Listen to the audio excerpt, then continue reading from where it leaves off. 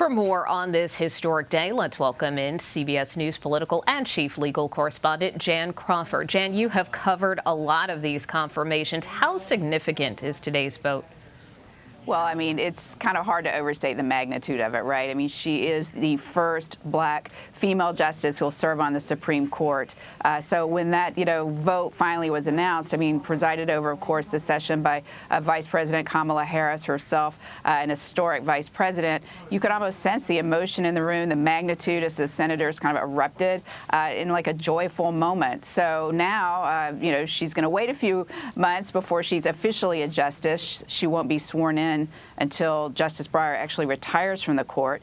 But then once she's sworn in, she's going to get right to work. And her vote is not going to change the balance of the court right now. She's replacing a liberal. But that life experience that she's had, her perspectives that she's going to bring, that certainly will have an influence right away. Tell us more about the process for Judge Jackson. What happens before she hears her first case?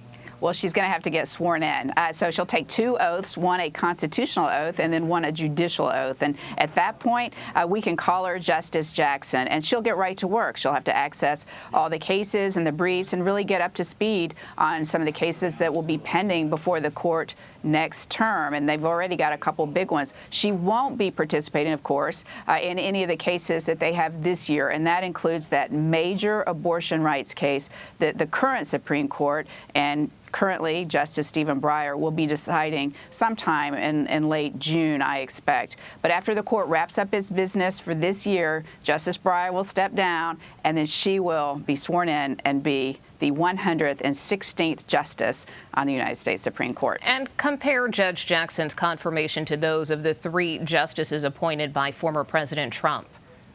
Well, I mean, every confirmation process is different, but I think you can see some similar themes in that they were all, the last several of them, only confirmed by less than 55 votes, largely along party lines. And that was reflected, I think, in some of the moderate Republican senators who said they were voting for Judge Jackson today, Romney, Collins, and Murkowski, because of those concerns that the process is completely broken. Long gone are the days when the first woman justice, Sandra Day O'Connor, was unanimously confirmed. Justice Antonin Scalia unanimously confirmed. Justice Ruth Bader Ginsburg, 96-3. We've degenerated into a point now where these have become these pitched partisan battles, and it's having potentially a really negative impact on how the public views the Supreme Court, thinking it's political too. And as you mentioned, her confirmation comes at a time when abortion rights are facing significant challenges from a number of states. What's the basis of some of those cases, and what is Michigan's Governor Gretchen Whitmer doing on that front? Well, so what we're seeing in the states right now is all in anticipation of what the Supreme Court is expected to do in June.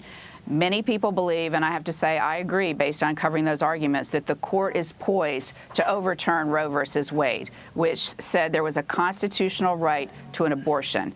If the Supreme Court does that, that means for the first time in 50 years, the issue of abortion would go back to the states. So they could pass laws saying we're going to allow abortion, like some blue states already are, or they could pass laws like some red states are, or they're already on the books, saying we're not going to allow it, period. Abortion is illegal or very limited in our states. It'll be up to the states, state by state.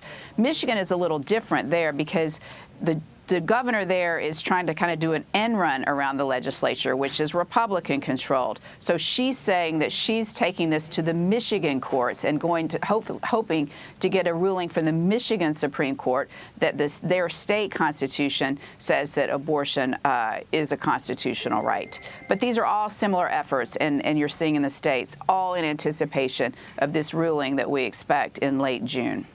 Jan Crawford, thank you.